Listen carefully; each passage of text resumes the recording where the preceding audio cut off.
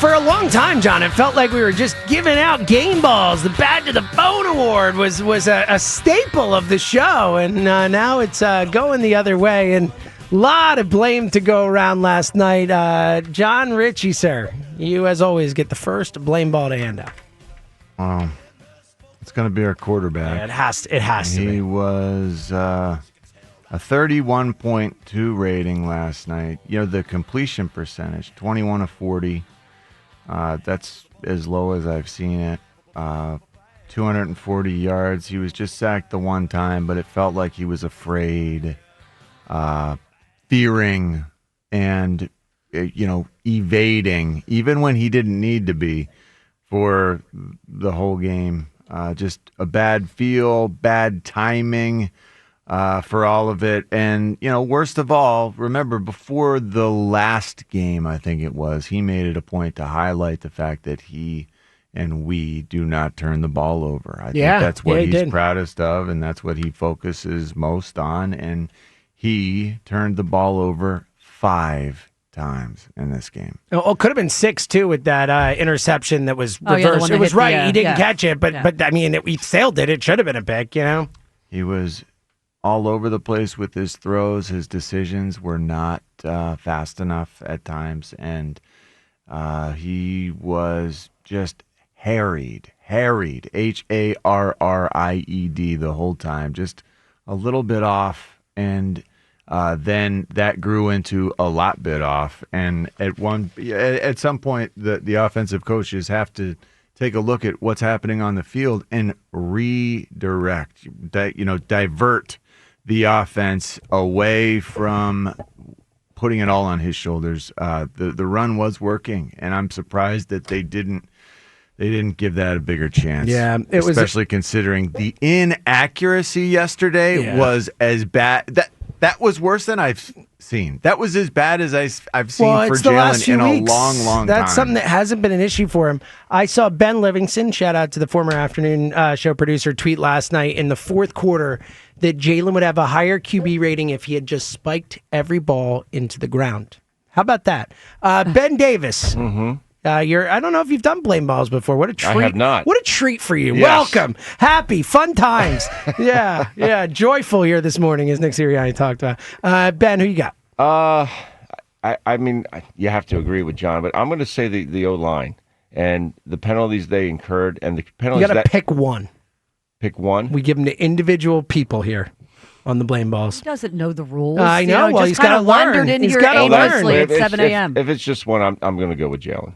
Oh, no. Jalen's taken. He's already I'm saying taken? you have to pick one of the O linemen. Go Mailata. He deserves it. I was going to give it to Mailata. Go Mailata. Although that first one was I kind like of him weak. too much. The first one was, but he stunk. Mailata stunk last night. That dude stunk. He had a horrible football game. Yeah. I as much as I like him, we got to call it like you see it. Jordan had a I love Jalen. He stunk. Game. And I think there were multiple holds that he wasn't even called for. I agree with you. On the Saquon one, he got away with it. Totally, and that was a worse one than the one that was 100%. called. I'm telling you, I worry so much with him. He's new to this game. There are times when I think maybe he could just use a refresher course, like a brush up. When you are wrapping your arms around a guy, when you're on the edge like he is, and you're wrapping your arms around a dude for an edge perimeter run, they're going to call it almost every time, man. You can't be doing that. I get it. It's his, seventh, eighth year in the league. I get it. He is newer to football. He's been in the NFL for 8 years or 7 years now. Like that there's no more excuses. He just needs to be reminded. He needs to be retaught at times. I think it's easy to just assume he knows this stuff automatically. The guy didn't grow up with the game. There are some things that we as players just automatically know. Like, don't wrap your arms around the guy, especially when you're blocking on the edge, because they will see you. You need to be reminded of that after 7 years I don't in know. the That's league? holding. Yes, maybe. I don't know. I think you're giving coaching better. too much, or not enough. I think you're giving Jordan Mailata too much credit.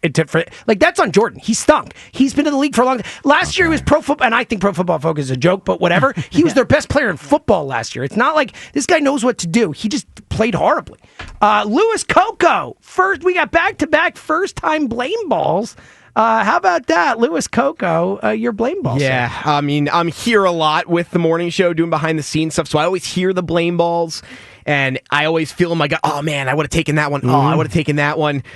Obviously, Jalen Hurts had a horrendous game. The offensive line didn't do the team any favors. I have a bunch written down here because I wasn't sure where in the order I was going, who I was going with. But I think when I really just sit down and look at this game, even the last 3 games, I think this kind of falls back on Nick Sirianni. I mean, and I don't know if Rhea, if that's who you were going to take. But well, you had to be taken. I think him and Hurts deserve the top spot. He just... When your job as the head coach ultimately is to have this team A, prepared, and B, just like even keel. How about discipline? How about that was a game that a lot of people were saying is a must-win game, and you don't have your team prepared for that. That is a joke. That's an absolute joke. And here's the other part. All week we had heard, well, Nick Sirianni, he's taking a hand in the offense this week. Whether or not this is his offense, we don't know. Who's Kevin Patullo's designing plays, whatever it is. We were told Nick Sirianni was taking a part in the offense this week, and it was terrible. Now the run game looked good. Saquon had a better than usual game. There's a couple other people on the board. I don't know. Nick Sirianni just didn't have this team prepared. They're using the stupid positivity bunny. It didn't work. I don't know what they're resorting to, but he didn't do a good enough job. Yeah, no, Nick absolutely deserves a blame ball like for he last didn't know about the positivity bunny until he was just told about it in his interview with Kelsey before the game. I'm like, you know what? That should have been stopped. Yeah. Well, again, I was fine with the idea of it, but it has to work. Were you fine with the idea silly. who started it? With the O-line. I was fine with the O-line starting it. I thought somebody yesterday on our show said it was A.J. Dillon. No. Show. Oh, I don't know. I had heard it was Dickerson and the O-line guys. Maybe it was A.J. Dillon. I don't know. I had heard it was the O-line guys. Can't let somebody who doesn't play. Well, if it was A.J. Dillon, that's pretty lame. Yeah. All right, Rhea, your blame ball. A.J. Brown. 3 critical drops. I thought he had pedestrian blocks at times. You look at it. Those 2 drops. Now, the third, the one that led to the interception, kind of close to being a suicide ball that Jalen threw. And he was going to get hospital rocked. ball, as they call it. As they call it. Okay.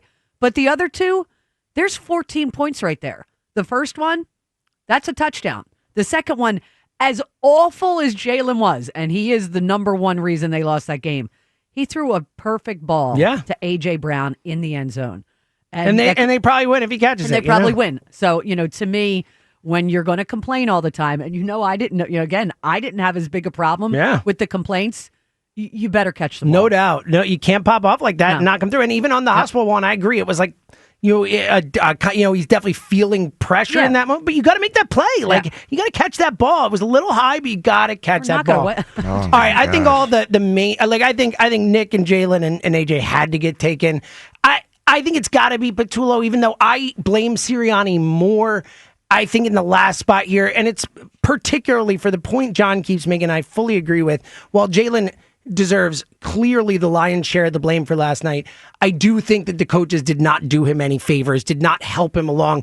Jalen was clearly struggling last night. He was clearly not playing with confidence. He was not seeing the field well. He was not reading things right. And instead of saying, all right, Jalen, let's help you out. Let's run the ball. Let's call some running plays. Let's stick with it. Let's call some plays that instead of having you just keep, and he was reckless with it, but keep putting you in situations where you can make mistakes like that. I just thought it was a horrendous offensive coaching game from that particular perspective more than anything else.